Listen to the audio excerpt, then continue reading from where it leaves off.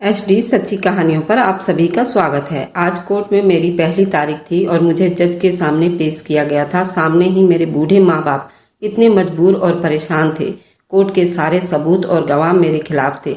जज साहब ने कार्रवाई अगले महीने तक की बढ़ा दी क्योंकि मेरे सफाई में मेरा वकील भी कुछ नहीं बोल पाया था। मेरा जुर्म ये था कि मैं लोगों के घरों में खाना सप्लाई का काम करता था। मैं एक होटल में काम करता था, ऑनलाइन खाना सप्लाई भी करता था। सुबह से शाम तक मेरा बस यही काम था। स्कूटी पर यूं चलता जैसे कोई पायलट जहाज चलाता हो। स्कूटी पर मेरी स्पीड बहुत तेज होती थी। जहां दूसरे सप्लायर दिन के 5 ऑर्डर ही पूरे कर पाते थे, मैं 10 से 12 ऑर्डर कर चुका था। वैसे तो हम जैसे लड़कों का एक ही रोना होता है, बेरोजगारी और गरीबी, लेकिन उस पर भी मेरी शक्ल सूरत बहुत खूबसूरत थी। बस अपने होटल का ड्रेस अगर ना पहनता तो लड़कियां मुझ पर फिदा हो जाती। आज भी मैं उसी घर के सामने खड़ा था जो पिछले 1 महीने से हर दूसरे दिन वह मुझसे कुछ न कुछ मंगवाती रहती थी। काफी खूबसूरत टाइप की लड़की थी। मेरे आने से पहले ही अपना दरवाजा खोल कर खड़ी होती थी। जैसे ही मेरी स्कूटी खड़ी होती, उसके चेहरे पर एक दिल फेक सी मुस्कुराहट आ जाती थी। मैं उसका सामान उसके हवाले करता, वो मुझे एक बहुत ही खूबसूरत मुस्कुराहट से देखती थी। साथ ही मुझे पैसे पकड़ा देती थी थैंक यू कहकर। वहां से मैं चला आता था। पिछले 2 महीने से यही सिलसिला चल रहा था। कभी पराठे, कभी बिरयानी, पनीर, कढ़ाई पनीर, कभी दूसरे सामान वो मुझसे मंगवाती रहती थी। मेरा फ़ोन नंबर उसने उस वक्त लिया जब दूसरी बार उसका ऑर्डर मैंने ही उसके घर पर देने गया था। कहने लगी हर बार एक नया सप्लायर आता है और मेरे घर का रास्ता उसे याद ही नहीं रहता। कई कई घंटे मुझे उसे समझाने में लग जाते हैं। दाईं तरफ मुड़ जाओ, सीधे सीधे आओ, सफ़ेद रंग का गेट है, बाहर रुक जाओ। लेकिन कमबख्तों को घर का रास्ता ही नहीं मिलता। ऐसा करो, तुम मुझे अपना नंबर देकर जाओ तो मैं तुम्हें ही बुला लिया करूंगी। फिर अपनी आंख दबाकर मुझे धीरे से कहने लगी तुम्हारी मेहनत के टिप्स मैं 100 रुपये अलग से दूंगी। मैंने मुस्कुराकर कहा जी बिल्कुल ठीक है। मेरा घर भी उस लड़की के घर के करीब इलाके में ही था। मैंने सोचा इस तरह कम पैसों में सामान भी पास में ही छोड़ना होगा, दूर नहीं जाना पड़ेगा और पैसे भी ज्यादा मिल जाया करेंगे। वह लड़की बहुत खूबसूरत थी और अदाएं बहुत दिखाती थी। मैं दिल फेक टाइप का इंसान तो नहीं था, लेकिन सामने वाली जब खुद ही अपना आप पेश करने वाली हो तो फिर फ्री की शराब तो कोई भी नहीं छोड़ता। 2 महीने से मैं उस खूबसूरत हसीना को अलग अलग चीजें देने जाता था, इसलिए उससे बात भी तो हो जाती थी। अब तो वो मुझसे काफी फ्रैंक हो चुकी थी। मुझे कुछ कुछ बातें भी कर लिया करती थी। एक बार सर्दियों के रात में उसने रात के 1 बजे मुझे कॉल की। उस वक्त मैं घर पर पहुंचा ही था।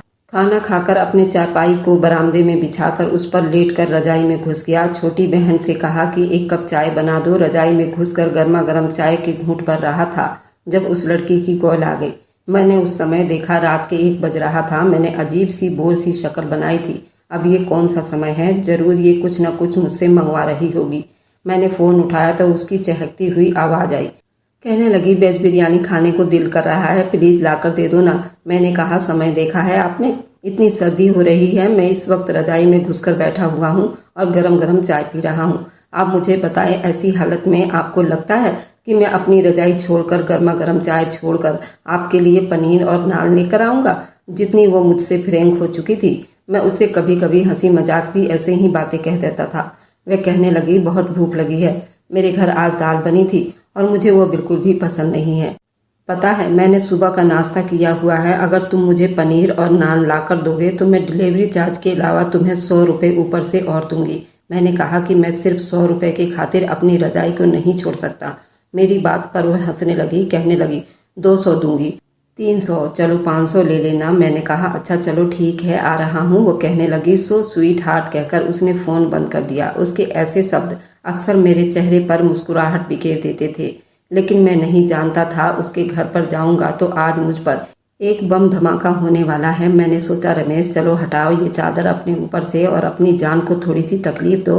वह लड़की काफी खूबसूरत दुबली पतली सी थी, बाल भी लंबे थे क्योंकि अक्सर बाल खोलकर ही वह दरवाजे पर खड़ी मेरा इंतजार कर रही होती थी। मेरे लिए शायद तैयार भी होती थी क्योंकि मैं जब भी उसका कोई भी सामान देने जाता तो वह एकदम तैयार खड़ी होती थी, जैसे अभी अभी हल्का फुल्का मेकअप करके बाहर गेट पर आई हो। पता नहीं क्यों मुझे ऐसा लगने लगा था जैसे वो मुझे पसंद करने लगी है, लेकिन मेरी हैसियत से ज्यादा थी। अच्छे खाते पीते घर से संबंध रखती थी, खूबसूरत भी थी, तो फिर भला मुझ जैसे सप्लायर से क्यों मोहब्बत करने लगी।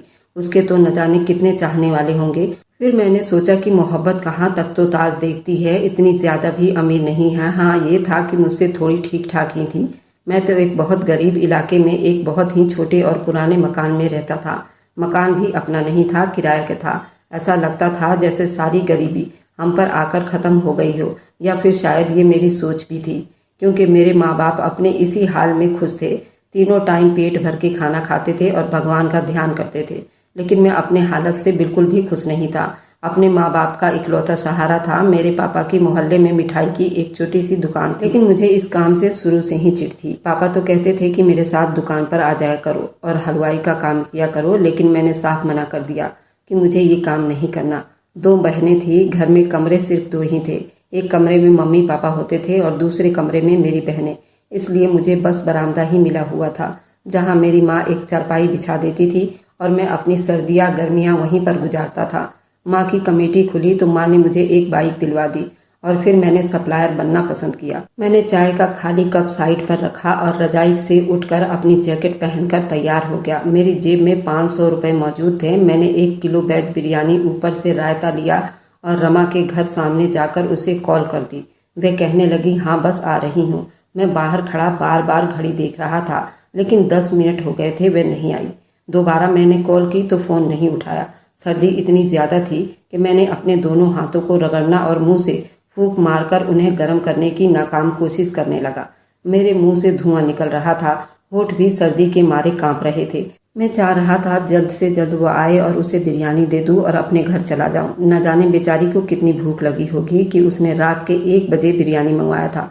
बहुत देर हो गई, वह नहीं आई तो मैं अपनी बाइक से उतरा, बिरयानी लिया और डोर बेल बजा दी। कुछ देर में जैसे ही दरवाजा खुला तो सामने एक बड़ी उम्र का आदमी खड़ा था, जो मुझे बड़े गुस्से से घूर रहा था। उसके पीछे रमा डरी सहमी खड़ी हुई थी। कहने लगा, क्या बात है और ये कौन सा तरीका है रात के 1 बजे लोगों को डिस्टर्ब करने का। उस आदमी की बात सुनकर मैं तो हड़बड़ा गया था। समझ नहीं आ रहा था उसे क्या जवाब दूं। मुझे चुप खड़ा देखकर उसने फिर गुस्से से पूछा, कौन हो तुम।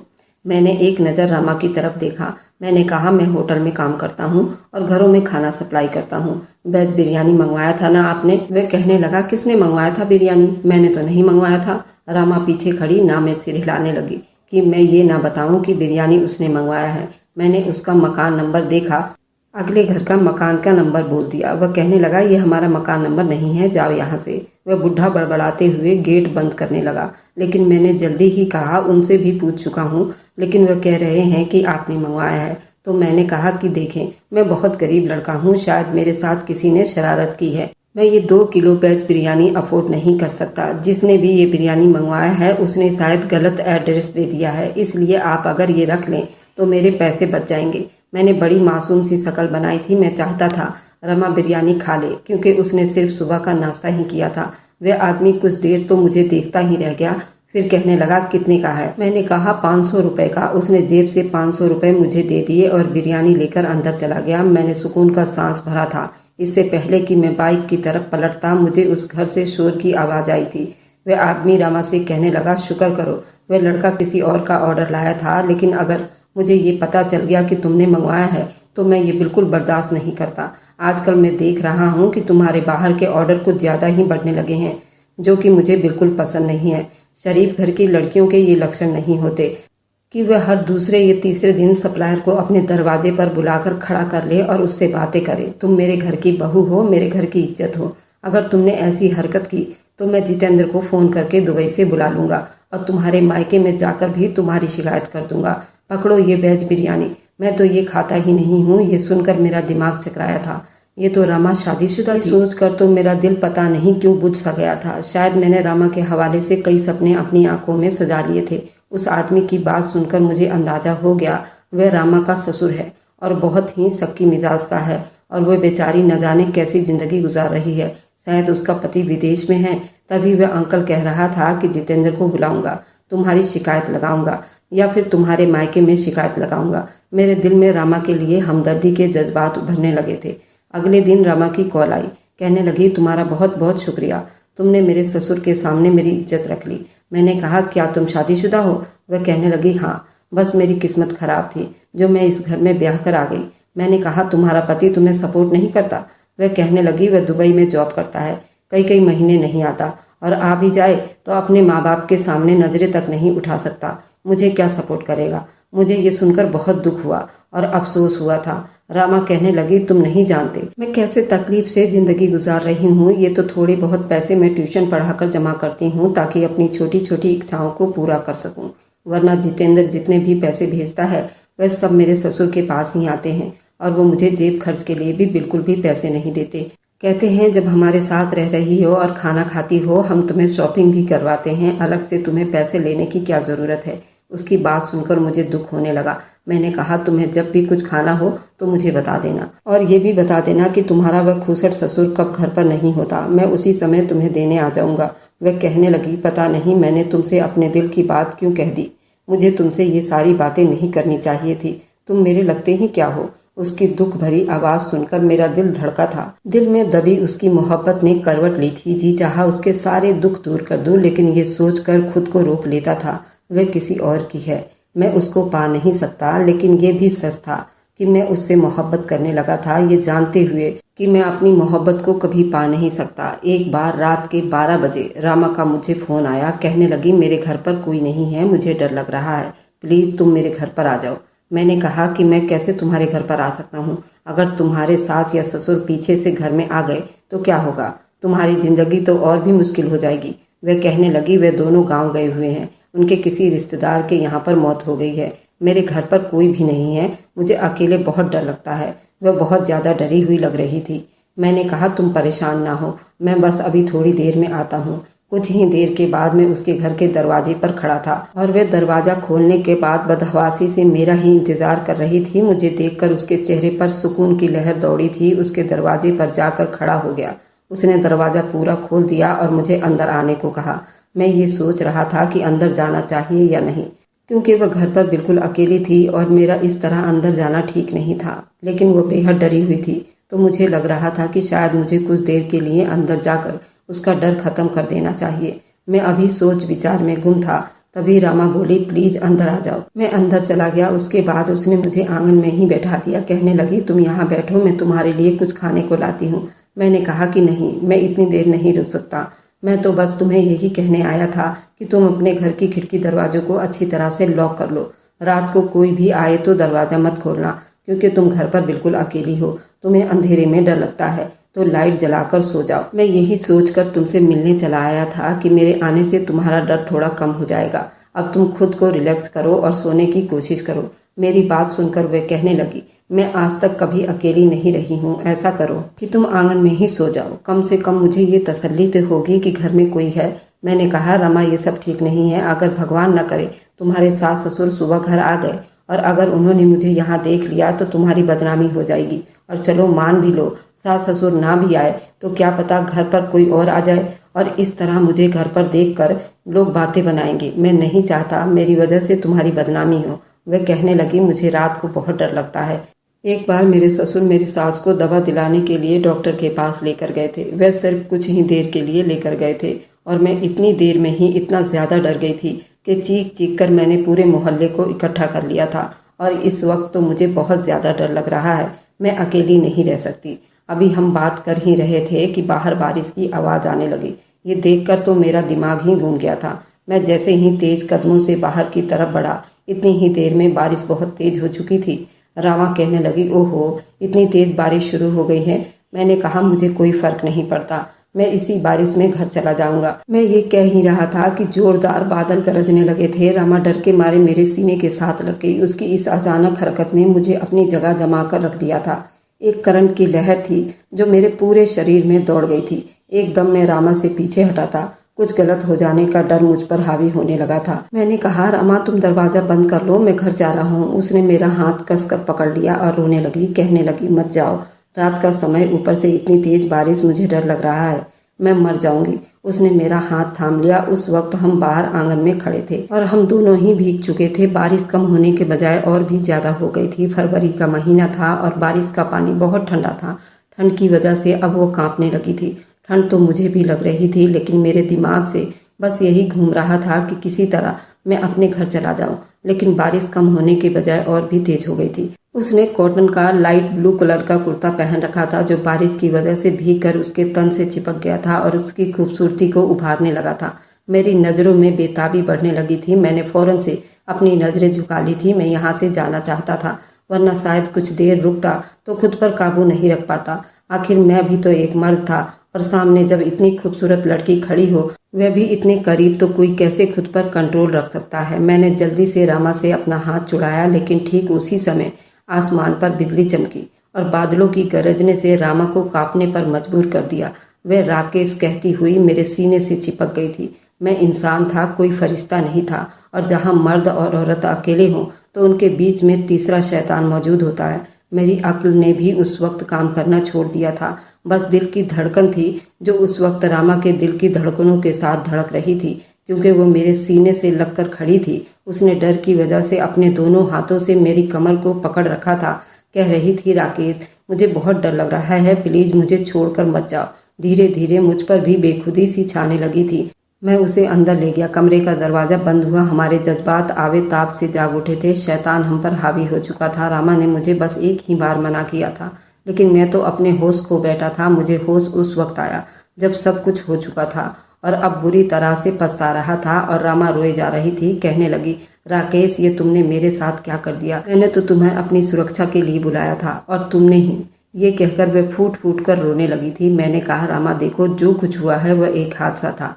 रात को बारिश बहुत तेज थी, फिर तुम खुद भी तो मेरे साथ लग गई थी और मैं बहक गया था। वह कहने लगी, मैं तो डरी हुई थी, तुम तो मर्द थे, तुम्हें होश हवास से काम लेना चाहिए था। मैं तो डर के मारे बस तुमसे पनाह मांग रही थी, लेकिन तुमने तो मुझे बर्बाद करके रख दिया। मैंने कहा, देखो, जो कुछ भी हो गया है उसमें मेरा भी कोई दोष नहीं है। तुम्हें रात के समय मुझे बुलाना ही नहीं चाहिए था। वह कहने लगी, ठीक है, मान लो जो मेरा कसूर है, मैं ही गलत हूँ। उसने अपनी मासूम शक्ल बनाकर कहा। मैं वापस वहां से चला आया था। मुझे अपने किए पर शर्मिंदगी सी महसूस होने लगी थी। मैं घर आया तो मेरी माँ मुझे कहने लगी, तुम रात भर कहाँ थे?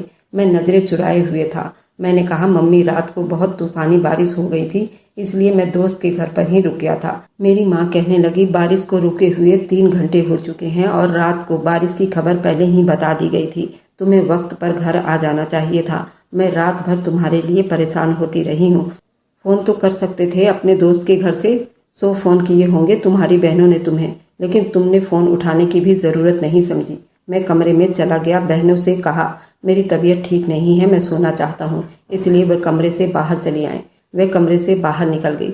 मुझे अपने किए गए पाप का अभी तेजी से एहसास हो रहा था। मुझे वहां जाना ही नहीं चाहिए था। पता नहीं क्यों दिल में एक बेचैनी सी भरी हुई थी। अंदर ही अंदर कोई मुझे कचोट रहा था, जैसे कुछ गलत हो गया हो, बहुत गलत हुआ हो। मुझे रामा की भी चिंता सताए जा रही थी। उसके बाद तो ना रामा का कोई फोन आया था, ना ही मैंने उससे बात की थी। और फिर कुछ दिन के बाद रामा की कॉल आई। मैंने डरते डरते कॉल उठाई थी। वो कहने लगी, राकेश, मुझे तुमसे मोहब्बत हो गई है। मैं अब तुम्हारे बगैर नहीं रह सकती। जब से तुम गए हो, बस मुझे तुम्हारे ही ख्याल परेशान करते हैं। पता नहीं क्यों तुम्हारी याद दिल से निकाल नहीं पाती हूँ, और आज जब बहुत बेबस हो गई तो तुम्हें फोन किया है। प्लीज मेरी मोहब्बत को स्वीकार करो। मैं तुम्हारे बिना नहीं रहना चाहती। मैंने कहा, देखो, ये सब ठीक नहीं है, पाप है। तुम शादीशुदा हो और मेरे साथ रिश्ता बनाना ये बहुत बड़ा पाप है। तुम्हारे पति के साथ ये धोखा होगा। वह रोने लगी। कहने लगी, मेरा पति मुझे अपने माँ बाप की सेवा के लिए लाया है। उसने खुद तो परदेश में शादी कर रखी है, अपनी पत्नी के साथ ऐश की जिंदगी गुजार रहा है, और मुझे यहाँ तन्हाई का अजाब झेलने के लिए छोड़ दिया है। आखिर मैं भी तो इंसान हूँ। रामा सिसकियों से रोते हुए ये सब कह रही थी। मुझे उस पर तरस आने लगा था। कैसा खुदगर्ज पति था उसका। वह कहने लगी, बस मुझे बात कर लिया करो, अपनी आवाज मुझे सुना दिया करो। मुझे तुमसे कुछ नहीं चाहिए। मेरा दिल भी अब धीरे धीरे रामा की मोहब्बत में गिरफ्तार होने लगा था। जब भी दिन के समय वह अकेली होती, मुझे बुला लेती, मुझे अपने कमरे में ले जाती और फिर मुझसे मोहब्बत भरी बातें करती, मेरे करीब आ जाती। कई बार हम दोनों मोहब्बत के नाम पर पाप कर बैठे थे।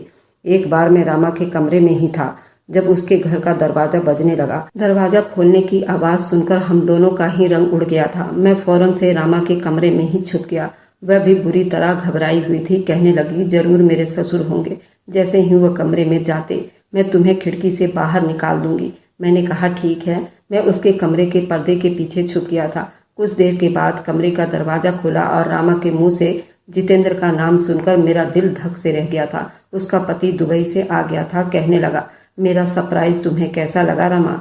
वह घबराई हुई थी। वह कहने लगी, बहुत अच्छा लगा। आपको इस तरह अचानक अपने सामने देखकर मैं बहुत खुश हूँ। उसका पति कहने लगा, मम्मी पापा कहाँ हैं? वह कहने लगी, वह तो किसी रिश्तेदार से मिलने गए हैं। आप नहा ले, मैं आपके लिए खाने को कुछ लाती हूँ। लेकिन उसका पति उसके करीब आ गया। कहने लगा, रमा, तुम्हारे बगैर कैसे मैंने ये समय काटा है, पहले मुझे ये तो बताने दो। रमा का तो सारा ध्यान मुझ पर था। वह बहुत डरी हुई सी लग रही थी। अपने पति से अपने आप को छुड़ाने की कोशिश कर रही थी, लेकिन वह उसे अपनी बेताबियां दिखा रहा था। मेरे सामने ही उसने रमा को अपनी बाहों में ले लिया और उससे संबंध बनाया। मुझ पर क्या बीती थी मेरा दिल ही जानता था। मैं भी उससे मोहब्बत करने लगा था, इसलिए उसे उसके पति के साथ बर्दाश्त करना मुझे मुश्किल लगने लगा था। मैंने अपनी आंखें बंद कर ली थी। उसका पति वॉशरूम में गया था। तभी रामा मेरे पास आई, पर्दा हटाई, मुझसे कहने लगी, जल्दी यहाँ से निकल जाओ। मेरे रामा को बाहों में भर लिया। मैंने कहा, रामा, अपने पति से दूर रहो, वरना मैं उसका खून कर दूंगा। मैं तुमसे मोहब्बत करने लगा हूँ। तुम्हारे साथ किसी को भी बर्दाश्त नहीं कर सकता, तुम्हारे पति को भी नहीं। उसे कहो कि तुम्हें डिवोर्स दे दे और अपनी दूसरी पत्नी के पास चला जाए। मैं बेहद गुस्से में था। रमा का तो रंग उड़ा हुआ था। मेरे सामने हाथ जोड़कर कहने लगी, अभी जाओ यहाँ से, मैं बाद में तुमसे फोन पर बात करूंगी।